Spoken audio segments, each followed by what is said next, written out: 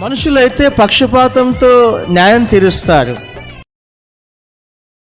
పరిశుద్ధమైన దేవుని దగ్గరికి నేను అందరం కలిసి వెళ్ళామనుకోండి, మనం అందరం పక్షపాతమే లేదు ఆయనలో.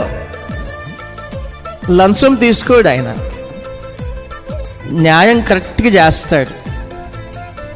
ఆయన మనిషి ప్రవర్తనని బట్టి, వారి మాటల్ని బట్టి, వారి పద్ధతుల్ని బట్టి, వారు చేసిన చాతల్ని బట్టి తీర్పు తీరుస్తాడు.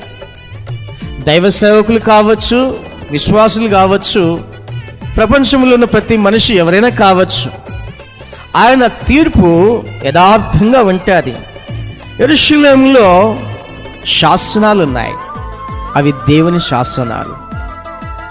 ఆ శాసనాలను బట్టి తీర్పు తీర్చబడుతుంది. ఆ శాసనాలను బట్టి ప్రజలు నడుచుకోవాలని బోధింపబడుతుంది.